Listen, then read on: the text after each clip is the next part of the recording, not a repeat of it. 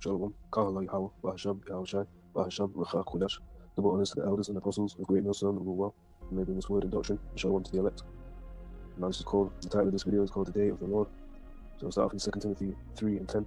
It said, The day of the Lord will come as a thief in the night, in which the heavens shall pass away with a great noise, and the elements shall melt with fervent heat, and the earth also and the works that are therein shall be burned up. So we've got the thief in the night. This is the book of 1 Thessalonians 5 and 1. It says, But of the times and the seasons, brethren, ye have no need that I write unto you, for yourselves know perfectly that the day of the Lord so cometh as a thief in the night.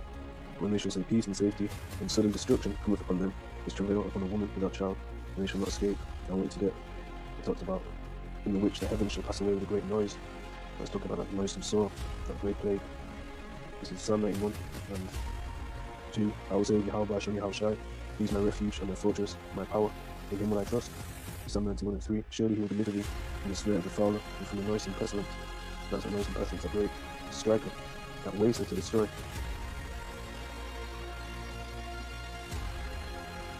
This is the book of Isaiah chapter 54, verse 16. Behold, I create the smith that bloweth the coals in the fire, and that bringeth forth an instrument for his work, and I create the waster to destroy. This is talking about the great noisome pestilence that will come upon the earth and will completely incinerate Babylon the Great. That's why it's known as a lake of fire. It will be turned into a lake of fire. We've got that in Revelation chapter 17, towards the end. So Revelation 17 and 16. The 10 horns which are sores upon the beast, these shall hate the whole, and shall make it desolate and naked, and shall eat her flesh, and burn with fire. So the EU nations that are upon Rome, upon the system, the ideology, they're built upon that. They're going to hate the whole, which is the divided states of Babylon.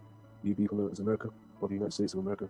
Really, it's the divided states of Mystery Babylon. The scriptures call it Mystery Babylon. It's also known as spiritual Egypt, or Sodom, where dead bodies lied or lay. That shall only be a season, and even our dead bodies, our mortal bodies, subjected to death, they shall be changed. We shall all be changed.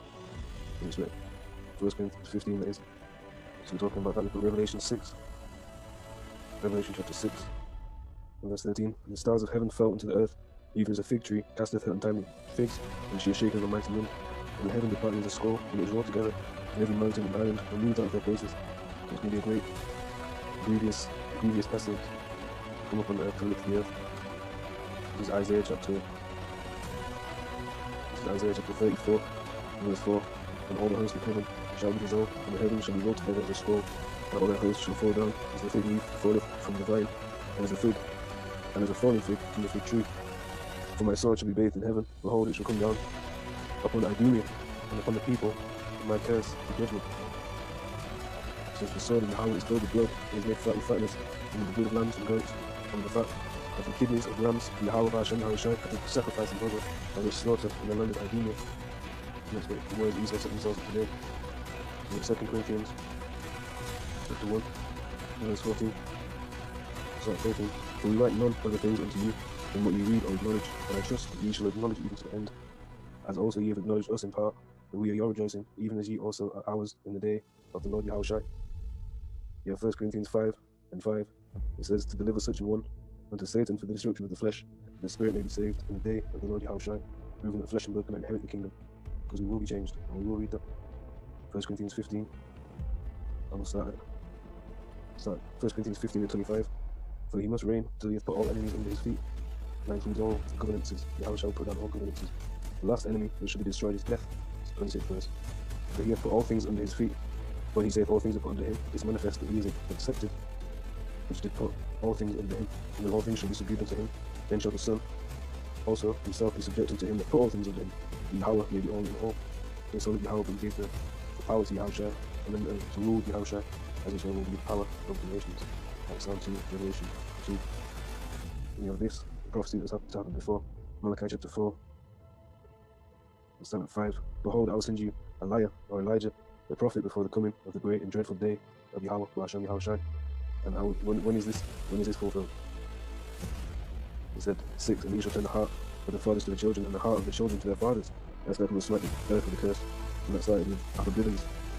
And that was in the first. Well, you had I can't remember the brother's name, or the elder brother's name, but someone that was a contemporary who used to be around that time. And he said, yeah, it's not from the New Testament, but it's quite different to the Christians. You know, what's that? That's where you get a lot of the milk of the understanding of what we have today. So go to Zephaniah chapter 1. Start 14. The great day of Yahawah is near, and is near, and hasteth greatly, even the voice of the day of Yahawah, bahasham, Yahawashi, the mighty man shall cry there bitterly. And these are all signs. You have people saying, well, people have been saying this forever. It's made manifest even more in this time, day by day. As our faith is strengthened, according to the will of Yahawah, bahasham, Yahawashi, it becomes all the more clear. They're gonna try to push that peace mark, which is Revelation 13 and 16. I don't want to say too much because YouTube's watching, but we're also watching. This is Obadiah chapter 1 and 15. For the day of Yahawah is near upon all the heathen, all halalyam, meaning the nations. As I was done, and shall be done unto thee, thy reward shall return upon thine own head. So if you've done good, you have nothing to worry about. You don't have to worry about like as you give to the chosen. That will be done unto you. So if you've been learning, as understanding as portrayed, don't worry about it. 2 Corinthians 15 and 21. Like as they do, yet they stay to my chosen. So I do also in recompense in their bosom. Thus saith Yahawah, I the one power. bahasham, Yahawashi. You have Joel chapter 2 and 31. The sun shall be turned into darkness, and the moon into blood, before the great and terrible day of Yahawah come. There's a million of that in Acts 2 and 20. So the sun shall be turned into darkness, and the moon into blood, before that great and notable day of Yahawah, Yahawashi, come. And I think we looked at Revelation 6 and 13. Also after 6 and 12, no, didn't read that. 6 and 12, and I beheld, when he had opened the sixth seal, and lo, with a great earthquake, and the sun became black as sackcloth of hair, and the moon became as blood. These are all things that were revealed to John on the island Patmos. That's it.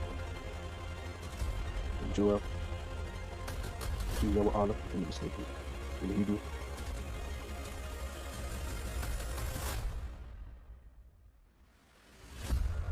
So this is Joel 2 and 7. They shall run like mighty men, they shall climb the wall like men of war, and they shall march every one on his ways, and they shall not break their ranks. That's talking about the ICBMs, intercontinental ballistic missiles, and known as men of war. They're part of the Lord's army, if you like. We start that in the first chapter. Sorry, the first verse of the second chapter. But Joel, so blow you the trumpet in Zion, sounding the alarm in my holy mountain. All the inhabitants of the land tremble, for the day of Yahawah cometh, for it is nigh at hand. But Joel 1 and 15.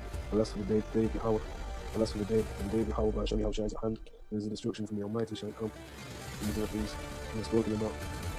And we read that, Isaiah 34 and 8. For it is the day of Yahawah's vengeance, and the year of recompense for all the controversy of Isaiah 1 or Isaiah, being a monument, and being named a monument, and looking at it, listen, into the nations and the proverb and the byword of the word. But W and lifted up of Zion quite literally, people do into the clouds. I think we have read, we'll read it again, and then with the broken record. 1 Thessalonians 4 and 16. For the Lord himself shall descend from heaven with a shout, with the voice of the archangel, and with the trump of Yahawah, and the dead in Hamashiach shall rise first, and we which are alive and remain shall be caught up together with them in the clouds, to meet the Lord in the air, and so shall we ever be with the Lord. Wherefore comfort one another with these words. Romans 15 and 4 talks about how these things are for our learning, but also comfort. You have Revelation 11 and 12. And they heard a great voice from heaven, saying unto them, Come up hither. And they ascended up to heaven in the cloud, and the enemies beheld them. So who would that be? Who would this be? Who are the enemies of these being taken up? You have wisdom of Solomon in the Apocrypha, chapter 5, verse 1. Then shall the righteous one stand in great boldness before the face of such as have afflicted him, and made no account of his labours. What we see now is a foreshadowing on the highways and the hedges, where the same ones that had them beaten out of him, quite literally, now coming back standing great boldly. But this is truly referring to the salvation, the physical deliverance of Yahawah, the Yahawah of Allah, the Israel, Israel of God, the English speaker. Wisdom is only 5 and 1. Then shall the righteous man stand in great boldness before the face of such as have afflicted him, and made no account of his labours. When they shall see it, when they see it, they shall be troubled with terrible fear, and they shall be amazed at the strangeness of the salvation, so far beyond all that they look for. They were looking for pleasure in this world, looking for the next fad, the next fashion thing, or whatever. But the deliverance seems so lonely, so ancient, so primitive. And primitive just means the first, like you have prime numbers. There's nothing wrong with the connotation in this seclorum. But primitive is like it's good for nothing. But in that day you'll see the great power and the great technology, for lack of a better term, that the Lord has built and will deliver his hopeful, well, his elect in, which in this day would be hopeful elect, and we pray we are the true elect. All we have is hope. So Paul referred to himself as a prisoner of hope. We'll just find it.